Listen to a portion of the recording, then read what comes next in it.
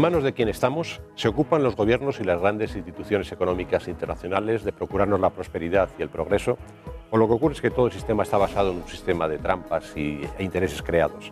El libro del que hablaremos hoy denuncia que todo es una inmensa mentira, prácticamente una estafa.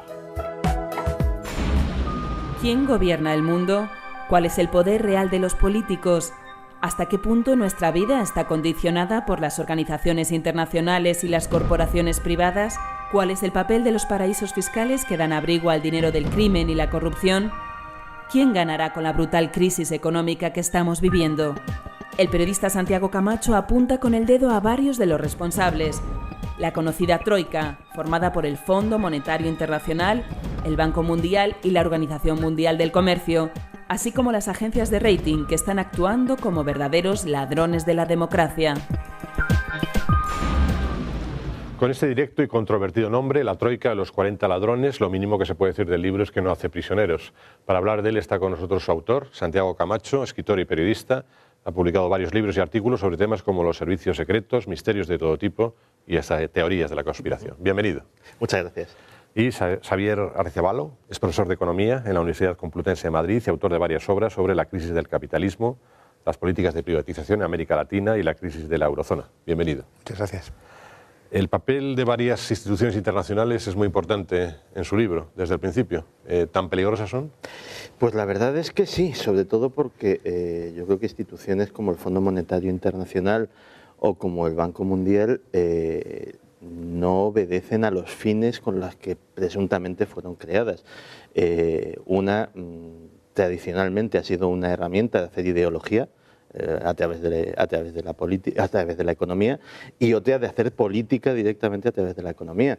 El Fondo Monetario Internacional básicamente ha ido esparciendo, ha ido difundiendo una forma de hacer economía que básicamente tiene mucho de ideológico y a los resultados me remito y podremos pormenorizarlo más adelante, muy poco de práctico, muy poco de efectivo. Mientras que directamente el Banco Mundial, sobre todo en la Guerra Fría, pero después incluso también fue utilizado directamente como herramienta geoestratégica para premiar a los aliados, castigar a los no afines, sobre todo al bloque capitalista, y realmente pues dando ayudas que lo único que fomentaron, sobre todo en los países en vías de desarrollo, fueron tasas de corrupción absolutamente inimaginables, entrando dinero a sacos para unas élites que directamente lo utilizaban para su propio beneficio y que no revertía en nada en el pueblo, y lo que se invertía en obras públicas o en cosas semejantes al final terminaba beneficiando a compañías extranjeras, mayoritariamente estadounidenses. Con lo cual, simplemente con estos dos ejemplos, pues vemos que podían haber sido instituciones que si hubiesen obedecido a lo que se decía en su acta fundacional, podrían haber sido efectivamente muy beneficiosas para la erradicación de la pobreza y el desarrollo de las naciones, pero es que no se han usado para eso en absoluto. En los años 90 el FMI fue el brazo ejecutor de lo que se llamó el Consenso de Washington, que una década después en América Latina parece bastante en baja, ¿no? Por el triunfo de varios gobiernos de izquierda, ¿no? ¿Ha evolucionado con esa nueva situación el papel del FMI en Latinoamérica o ya es irrelevante? No, relevante es relevantísimo. Yo creo que hay un adverbio que ha utilizado Santiago que da la clave de todo, podríamos decir, que es ese presuntamente, ¿no? Estamos en un terreno, en una dualidad entre las declaraciones formales, rimbombantes, de principios, que aparentemente sería difícil de cuestionar, y una realidad que tiene un trasfondo mucho más descarnado, ¿no? Se hablaba de intereses, yo diría intereses, pero con mayúsculas y un tamaño de letra muy, muy grande. Intereses gigantescos, intereses que desde el punto de vista del sentido común resultan realmente, yo diría que incomprensibles, ¿no? Para nosotros siempre estarían por encima las vidas humanas, ¿no?, que una oportunidad de negocio, ¿no? Y sin embargo, constantemente, ¿no?, conocemos experiencias en las que medidas elementales de seguridad, etcétera, son burladas, ¿no?, por una expectativa simplemente de negocio. Y yo creo que hay un aspecto muy importante, y es que cuando hablamos de intereses, la sociedad en la que vivimos en la cual las cosas no ocurren por casualidad, nada ocurre por casualidad, lo cual es una buena noticia, porque que no ocurran por casualidad quiere decir que no hay ninguna maldición, que es perfectamente factible organizar los procesos económicos, sociales de una forma distinta que efectivamente resuelvan, atiendan la problemática, las necesidades del conjunto de la población, ¿no? Entonces yo creo que es una cuestión interesante en el sentido de que los intereses que están enfrentados son, por una parte, desde luego, los que tienen que ver con el núcleo duro, digamos, ¿no?, de la sociedad capitalista, que es la explotación, capitalistas, trabajadores, pero hay un segundo escalón que es la competencia entre capitales amparada, respaldada por los estados respectivos, ¿no? Y no es una competencia entre iguales, ¿no? Es una competencia en la que la noción de hegemonía tiene una relevancia absoluta, que es justamente lo que se señalaba, en el sentido de que Estados Unidos es muy interesante porque en el terreno de las relaciones internacionales se utilizan coletillas habitualmente esta idea de la cooperación de posguerra. No, en la posguerra no hubo cooperación porque no había condiciones para que pudiera ser tal cooperación. Es decir, Estados Unidos sale de la Segunda Guerra Mundial como potencia hegemónica única, lo que se expresa en términos militares, en términos culturales, en términos políticos y desde luego que en términos económicos. Estados Unidos sale de la Segunda Guerra Mundial con el 75% de todas las reservas mundiales de oro, ¿no? Es decir, eso genera un escenario en el que no hay lugar a posibles, ya digo, aspectos de cooperación, ¿no? Y en ese sentido, el Fondo Monetario Internacional y el Banco Mundial, que son un poco el esquema de policía malo y policía bueno, ¿no?, como en las películas, ¿no?, en la literatura, en realidad tienen unas funciones de facto, implícitamente, que son justamente, y no lo digo ni siquiera demonizando, sino identificando el hecho de que son la expresión de esa posición hegemónica de Estados Unidos. El Banco Mundial no tiene tan mala reputación como el FMI en muchos países, pero en su libro destaca que los préstamos del Banco Mundial se han utilizado como palanca de la política exterior de Estados Unidos y, bueno, hay varios casos, pero cita el caso de los préstamos a la dictadura filipina de Marcos. ¿Es una constante en la actuación del Banco Mundial? De hecho, al menos durante la etapa de la Guerra Fría, así lo ha sido. Es que pensemos que el fenómeno de las dictaduras, sobre todo en la década de los 70, no solamente en América Latina, sino también en África o en Asia, sería absolutamente imposible sin la financiación que encontraron a través de los préstamos del Banco Mundial. Préstamos que, si uno analiza los criterios con los que se dan, los países solicitantes, o mejor dicho, los gobiernos o regímenes solicitantes, no cumplían absolutamente ninguno de los criterios para convencer a esa institución de dar un dinero que tuviera la más mínima posibilidad de devolverse.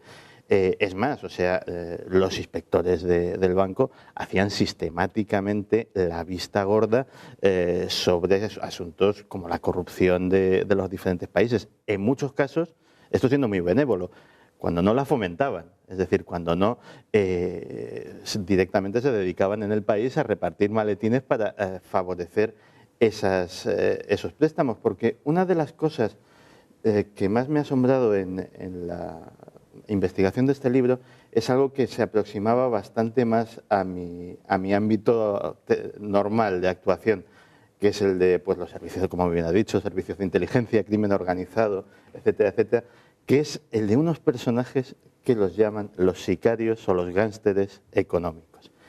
Personajes con los que uno entiende muchísimo, porque descubre que cuando el Fondo Monetario Internacional o el Banco Mundial ofrecen ayuda a un país, muchas veces no lo hacen pensando que esa ayuda se va a devolver, sino esperando que no se devuelva. Esperando que no se devuelva, ¿para qué? Para decir, no pasa nada, no puedes devolver tu préstamo, no puedes reintegrarnos las ayudas, sin problema.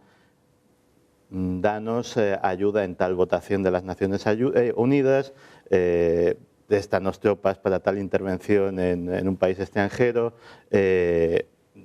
danos acceso a tal o cual recurso natural que tienes. Digamos que es un funcionamiento en ese sentido muy similar al tradicional del crimen organizado de toda la vida, al de la mafia.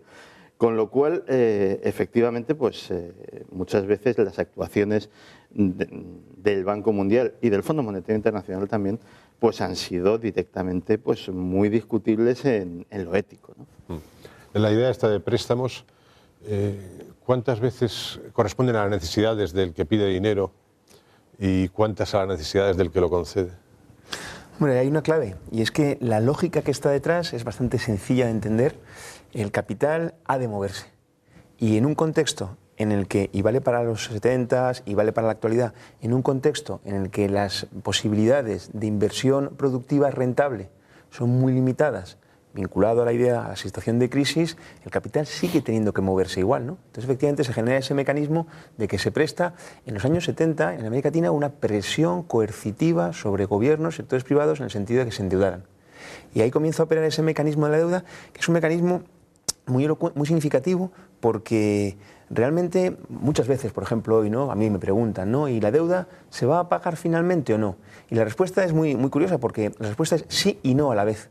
Formalmente nunca se acabará de pagar, y sin embargo se ha pagado ya unas cuantas veces, ¿no? Hay una frase de Galeano en relación a la utopía, dice que la utopía, cuanto más se acerca uno a ella, más se aleja la utopía. Para eso sirve la utopía, dice, para caminar. La deuda es justamente lo contrario, ¿no? Cuanto más deuda se paga, más deuda se sigue debiendo, y por tanto la deuda sirve para pagar, para imponer un mecanismo de transferencia que, precisamente relacionado con la primera pregunta que me planteabas, en América Latina, es verdad, ha habido experiencias que tienen que ver además con un caldo de cultivo explosivo, ¿no?, por el deterioro social que ha provocado. Ha habido experiencias, digo, de impugnación o de una relativa impugnación. Podríamos calificarlo como políticas que van a contracorriente, aunque es bastante fácil ir a contracorriente. Digamos que el margen que se deja es muy estrecho. Ojo, esas políticas a contracorriente, por ejemplo, motivan el intento de golpe de Estado en Venezuela por los intereses concentrados en torno, en particular, al petróleo, ¿no? No estamos hablando de cuestiones cualesquiera, me remito a lo que decía anteriormente en relación con los intereses, y en ese sentido, con la magnitud de los intereses. Y en ese sentido hay un aspecto muy importante, y es que, aunque sí podemos identificar muchos aspectos de mala gestión, de errores, de negligencia, hay que decir que las políticas no es que sean erróneas, es que las políticas obedecen a unos intereses que implican consecuencias muy desfavorables, y hay que añadir, y cada vez más para las inmensas mayorías. Cuando muere una dictadura y nace una democracia, una de las primeras cosas, uno de los primeros mensajes que recibe la democracia es: tienes que pagar las deudas, porque es tu Estado. Y todo el mundo acepta pagarlas. Y así nunca queda clara la idea de que debería ser malo hacer negocios con dictaduras. Claro, en América Latina, cuando estalla la crisis de la deuda, en agosto de 82, 2/3 partes de la deuda eran privadas. 3 años después, 2/3 partes ya son públicas. Es el mecanismo de socialización de las pérdidas y privatización de las ganancias, una vez más, ¿no? No es una cuestión cualquiera, es una cuestión decisiva, porque es un instrumento, la deuda, a través del cual el Fondo Monetario Internacional impone un mecanismo que él mismo denomina la cláusula de condicionalidad, que es que se renegocia a condición de aplicar determinada política económica, lo que impone de facto una tutela que acaba dejando en entredicho la propia noción de democracia, soberanía nacional, etcétera, lo cual estábamos acostumbrados a asociar sobre todo a las economías dependientes, subordinadas, África, América Latina, buena parte de Asia, pero que está ya en el corazón mismo de las primeras potencias y dentro de ello en Europa. En ese sentido, el título del libro de Santiago es muy elocuente, porque el término troika, como tantas veces, es un término que, más que definir, lo que busca, yo diría, es sobre todo camuflar, ¿no? No digo en el sentido del libro, sino la formulación, ¿no? Muy interesante que nosotros hoy, en los medios de comunicación, hoy, literalmente hoy, tenemos constantemente esta expresión de la troika comunitaria, que en realidad por lo que se caracteriza es porque no es comunitaria, sino que es una troika, un triunvirato en el que está la Comisión Europea, el Banco Central Europeo y el Fondo Monetario Internacional, que no es comunitario, que es una institución tutelada por Estados Unidos, expresión de esa hegemonía de la que yo hablaba, y que está directamente tan en el corazón de Europa que lo tenemos con la misión del Fondo Monetario Internacional en Madrid, o en Atenas, o en Roma, pero también en París, de otra manera, pero también en Berlín, ¿no? Es de eso de lo que estamos hablando. Todos estos mecanismos crediticios apoyan a las dictaduras y luego suponen una carga para las nuevas democracias, las democracias jóvenes, ¿no? Sí. Y ese círculo es imposible salir de él. No, ese círculo es absolutamente imposible, sobre todo porque, claro, además muchos de estas, entre comillas, ayudas están sujetas a una serie de condicionalidades, a una serie de condiciones que lo hemos estado viendo incluso en los casos europeos, en los casos de Grecia, de Portugal, sin las cuales directamente el Fondo Monetario Internacional no presta, no da dinero. Esas condiciones es en las que se basa, digamos, el componente ideológico al que me refería antes, es decir, siempre van encaminadas a ¿qué? A una liberalización del sector público, a un levantamiento de aranceles, etcétera, etcétera. Con lo cual, muchas veces lo que estamos haciendo es intentar apagar incendios a base de gasolina. Pero es que si fuera solamente pues lo que es el Fondo Monetario Internacional o el Banco Mundial, pues hasta ahí podría ser una situación manejable. Hay una tercera organización de la que se habla muy poco y que para el desarrollo de los países en vías de desarrollo es absolutamente nefasta, que es la Organización Mundial del Comercio. La Organización Mundial del Comercio impone su ley de una forma absolutamente atroz sobre todo el planeta. Es una organización que no es democrática desde el punto de vista de que ellos mismos reconocen que en toda la historia de la organización jamás ha habido una votación. Todo se resuelve por consenso, que básicamente es por pasilleo, en el cual el poder fáctico de cada país pues influye muchísimo y, por ejemplo, impone cosas que son básicas para el desarrollo de un país. Pensemos que si Europa, Estados Unidos, Japón han sido países industrializados, ha sido porque han protegido muchísimo en la época de su industrialización su propio desarrollo industrial. Nosotros le estamos pidiendo a los países que queremos que se desarrollen que lo hagan, pero con una absoluta apertura comercial y sin ningún tipo de defensa. Lo que estamos haciendo es directamente pegarle la patada a la escalera que hemos usado nosotros para trepar al desarrollo industrial y decir, bueno, vosotros vais a trepar, pero vais a trepar con las manos limpias. Con lo cual, la verdad es que los países que han entrado en esa dinámica entre esas tres organizaciones y su influencia lo tienen muy, muy, muy difícil. En su libro cita un ejemplo muy curioso que hizo la OMC, la Organización Mundial de Comercio, cuando la Unión Europea presentó una reclamación contra el embargo norteamericano a Cuba, porque en teoría eso vulnera ciertas reglas de la organización. ¿Y el veredicto fue? El veredicto fue absolutamente favorable a los Estados Unidos. Es decir, aquí la historia es que la Organización Mundial del Comercio obedece a los intereses ni siquiera de los países. Es decir, aquí tampoco estamos hablando ya en lo que forma parte de esa organización de una dinámica de países. Estamos hablando de una dinámica de 400 corporaciones, no más, que manejan el 90% del comercio mundial y que son sus intereses los que están reflejados ahí. Esas corporaciones nominalmente son norteamericanas, son alemanas, son japonesas, pero realmente en ese sentido las grandes multinacionales no tienen bandera, es decir, van a su propia supervivencia y realmente es ahí donde empieza, digamos, otra de las partes reveladoras de la investigación del libro, que es que hablar ahora mismo de un enfrentamiento económico entre gobiernos o de un enfrentamiento económico entre bloques es absolutamente inocente. Realmente ya el dinero ha impuesto en Occidente, ha impuesto su mandato y realmente el margen de maniobra y el margen de actuación que tienen los políticos cada vez se va estrechando hasta que se está reduciendo a lo mínimo.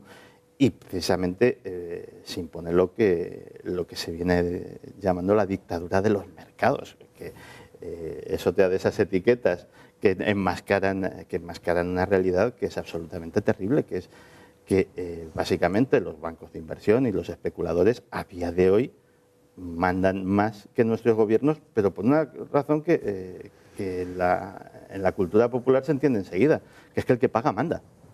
Y en este caso, cuando un gobierno, cuando un Estado depende precisamente de esos mercados para buena parte de su financiación, pues no tiene más remedio que plegarse a los caprichos de ellos.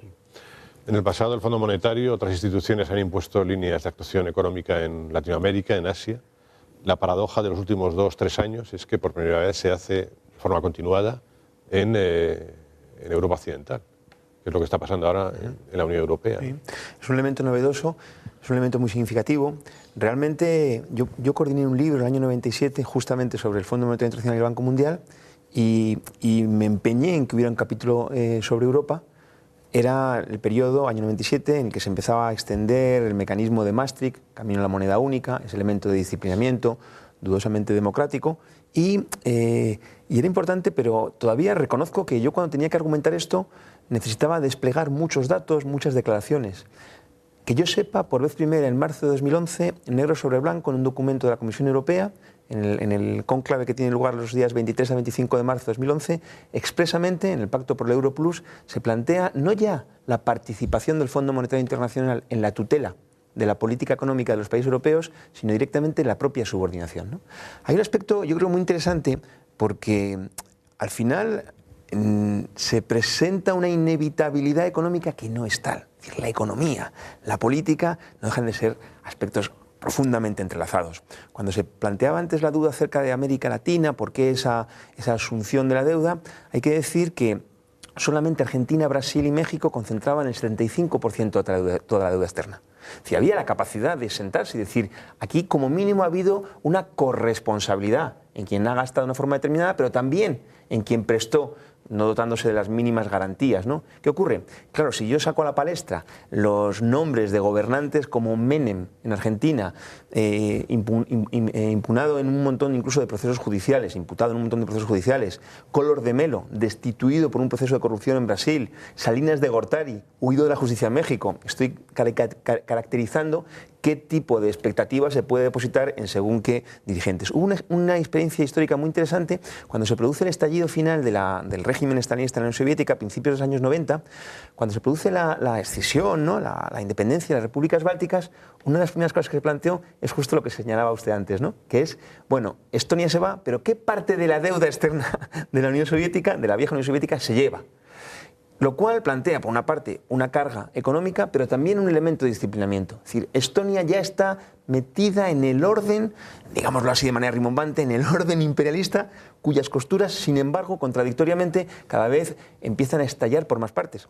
América Latina, Venezuela, Bolivia, Ecuador era una parte, está el tema de Palestina, pero está también el tema de Grecia, por ejemplo, ¿no? Donde la situación política es como vemos, ¿no? Donde ni siquiera 24 horas después de las elecciones había expectativa en que los viejos dos grandes gobiernos del orden en Grecia tuvieran la capacidad de dar una salida de gestión, ¿no? O en Bélgica, donde las dificultades de poner en marcha un gobierno que aplique estas políticas hizo que hubiera un lapso de más de 12 meses sin gobierno. O en Holanda, donde hay una dimisión porque hay sectores, incluso sectores, que no asociaríamos con posiciones progresistas, sino al contrario, que directamente no quieren implicarse en unas políticas que finalmente no son solamente ya los aspectos económicos y sociales, sino incluso los aspectos democráticos, son un obstáculo por los que se pretende saltar, ¿no?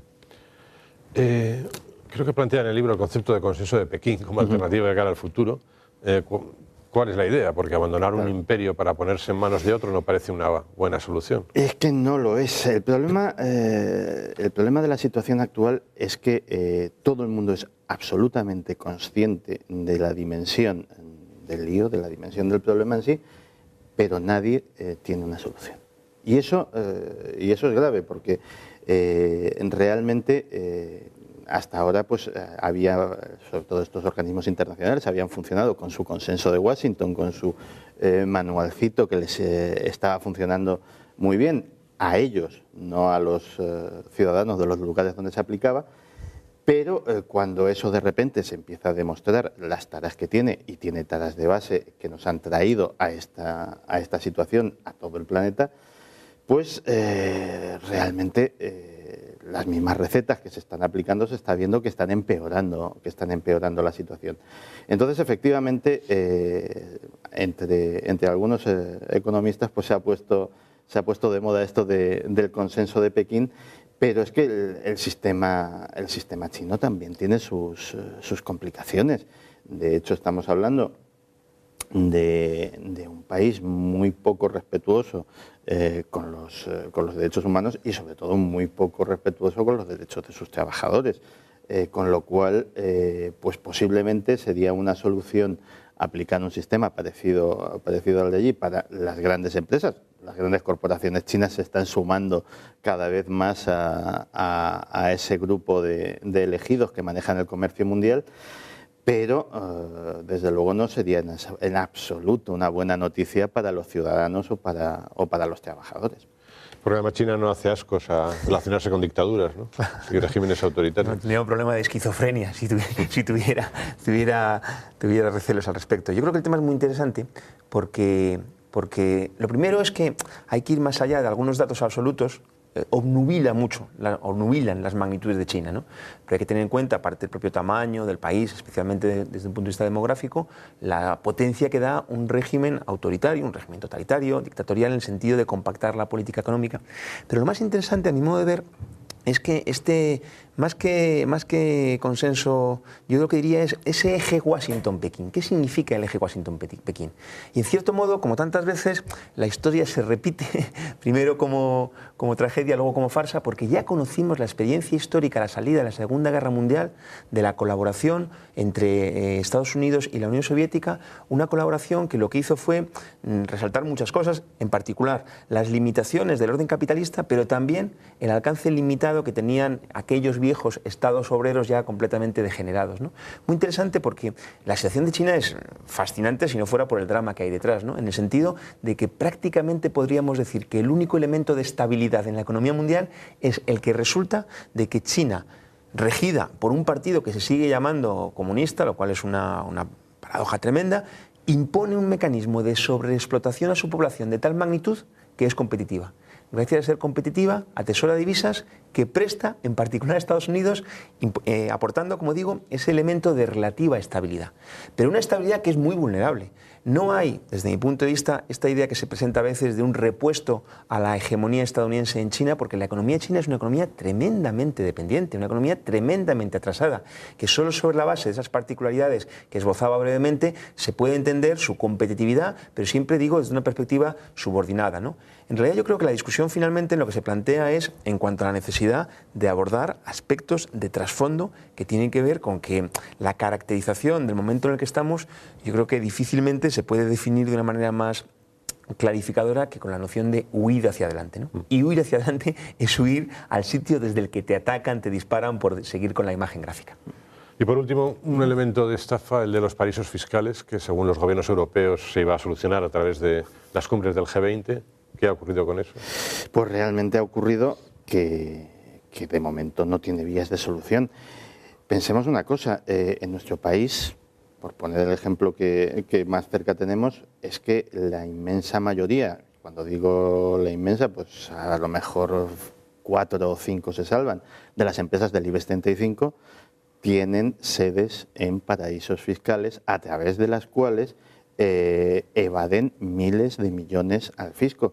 Es más, o sea, cuando estamos hablando de los déficits presupuestarios que hay en España, en Grecia, en Portugal, en muchos de los países que ahora mismo, en Irlanda, en los países que estamos pasando dificultades, e incluso en los que no, si todas las grandes empresas tributasen lo que deben, ese déficit se vería reducido en una magnitud enorme.